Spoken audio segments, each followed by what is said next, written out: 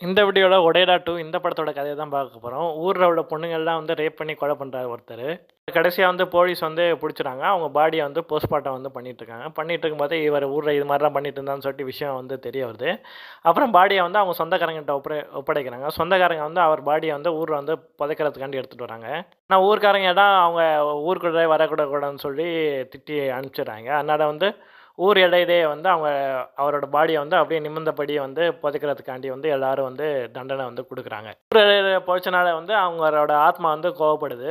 ஊர்ல புதுசா கல்யாணம் ஆனவங்கள யாரையா பார்த்து வந்து திரும்ப வந்து கொலை பண்ணலான்னு சொல்லிட்டு வந்து அது வந்து ஸ்டார்ட் பண்ண ஆரம்பிக்குது. அது மாரி அவர இங்க புதைக்கணும்னு சொல்லிட்டு ஊரோட ஐயர் பெரியவங்க பண்ணியிருப்பாங்க. அது மாரி ஐயர் உடம்புக்குள்ள பூந்து வந்து இப்போ புதுசா கல்யாணம் ஆன பொண்ண வந்து ரேப் பண்ணி கொன்னுருது.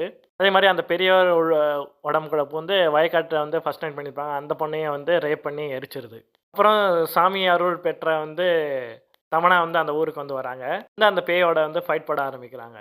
ஸ்டார்ட்டிங்ல வந்து தமன்னா என்னமோ ஜெயிக்கிற மாரி தான் இருக்குது. அதுக்கப்புறம் அந்த பேய் வந்து அந்த ஊர விட்டு யாரும் போக்கூடாதுன்னு சொல்லிட்டு ஒரு பவுண்டரி வால் வந்து கிரியேட் பண்ணுது. இதனால அந்த ஊர்ல வந்து தண்ணி கிடையாது, காய்கறிலாம் கிடையாது. ஊர் மக்கள் வந்து பட்டினி வந்து சாக ஆரம்பிக்கிறாங்க. அப்புறம் தமன்னாவுக்கு வந்து அம்மன் அருள் கிடைக்குது. அது மூலமா வந்து அந்த பேயோட ஆத்மா வந்து வெட்டி சாய்க்குது. இந்த படத்தோட கதை முடியுது. நன்றி.